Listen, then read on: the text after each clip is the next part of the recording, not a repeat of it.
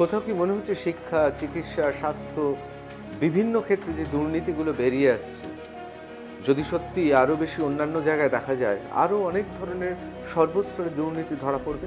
এই যে আমাদের রাজ্যে যারা টাকা দিয়ে চাকরি কিনেছে তাদের চাকরিটা যাতে বজায় থাকে, বাদ না যায়, তার জন্য আমাদের রাজ্যের মাননীয় মুখ্যমন্ত্রী মন্ত্রিসভায় একটা রেজলিউশন পাস করিয়েছে যে সুপার নিউমারি পোস্ট ক্রিয়েট করে তাদের চাকরিগুলো যাতে রাখা যায়। পুলিশ শীর্ষকর্তা হিসাবে আপনার কি আর পাঁচটা সাধারণ মানুষের মতোই মনে হয় যে আরজি করের যে পুরো বিষয়টা এর পেছনে একমাত্র সঞ্জয় রায় আছে? একাই সঞ্জয় রায় অপরাধটা করে থাকতেন তাহলে এই এফআইআর করতে এত দেরি হওয়ার কথা ছিল না। বাবা মাকে আত্মহত্যার ঘটনা বলার কোনো দরকার ছিল না। এবং যে পরে যে সন্দীপ ঘোষ বা টালা থানার ওসিকে গ্রেপ্তার করা হয়েছে এগুলোর দরকার পড়তো না। কোথাও মনে হচ্ছে তাহলে কলকাতা পুলিশের হাত থেকে তদন্ত ভার নিয়ে সিবিআইয়ের হাতে দিয়ে দেওয়াটা সঠিক সিদ্ধান্ত। হাইকোর্ট বুঝেছিল যে আমাদের কলকাতা পুলিশের লোকেরা আরজি কর অথরিটির লোকেরা যেভাবে করছে সেটা এরা প্রমাণ জোগাড় নয়, প্রমাণ লোপাট করছে এবং আর দু একদিন থেকে গেলে কোনো প্রমাণ থাকবে না।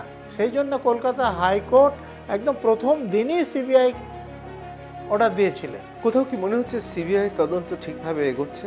সুপ্রিম কোর্ট যেভাবে কেসটা নিয়ে আমার মনে একটা সন্দেহ আছে যে এটা কেসটাতে জাস্টিস দেওয়ার জন্য করা হয়েছিল না, এখানকার শাসক দলের নেতাদের বিড়ম্বনার হাত থেকে বাঁচানোর জন্য করা হয়েছিল। এই ব্যাপারে আমার সন্দেহ। ক্রাইম এগেইনস্ট ওমেন, হ্যাঁ, এটা কি শুধুই প্রচার নাকি এর পেছনে কতটা সত্যতা রয়েছে? আমার ক্রাইম হচ্ছে, আমি এটা রেকর্ড করলাম, তো এইটা যদি খুব ভালো অবস্থা হয় তাহলে বাস্তব খুব ভালো, কিন্তু ক্রাইম হচ্ছে তো রেকর্ডই হচ্ছে না, এটা তো খুব ভয়ঙ্কর অবস্থা। কোথাও কি মনে হয় রাজ্যের মুখ্যমন্ত্রী মমতা বন্দ্যোপাধ্যায় পুলিশ মন্ত্রী হিসাবে ব্যর্থ? মমতা ব্যানার্জির অধীনে যেখানে পয়সা নেওয়ার সুযোগ আছে সেখানে বাদ দেওয়া হয়েছে এরকম কোনো জায়গায় আপনি পাবেন না। বর্তমানে যে ঘটনা ঘটলো সুশান্ত ঘোষের ওপর গুলি চালানোর ঘটনা, সেখানে মেয়র বলছেন যে পুলিশ অ্যাকশন নাও, তো কি মনে করছেন আপনি? এতদিন সাধারণ লোক মরছিল, এই নেতাদের তো মাথা ব্যথা। এখন সুশান্ত ঘোষের উপর যদি গুলি হতে পারে তাহলে ফিরহাদ হাকিমের উপরও হতে পারে, সৌগত রায়ের উপরও হতে পারে। অতএব তাদের এখন মাথা ব্যথা হতে শুরু করেছে যে এটা বন্ধ করা হচ্ছে। আপনার কি কোথাও মনে হচ্ছে তাহলে যে আমাদের বিচার ব্যবস্থা এবার ভেবে দেখার সময় এসেছে? কারা ভেবে দেখবেন? আইনসভার সদস্যরা 24 সালে যারা ইলেক্টেড হয়েছে 543 জনের মধ্যে 500 জন হচ্ছে বহু কোটি এবং তাদের গড় সম্পত্তির পরিমাণ কত? 46.3 কোটি।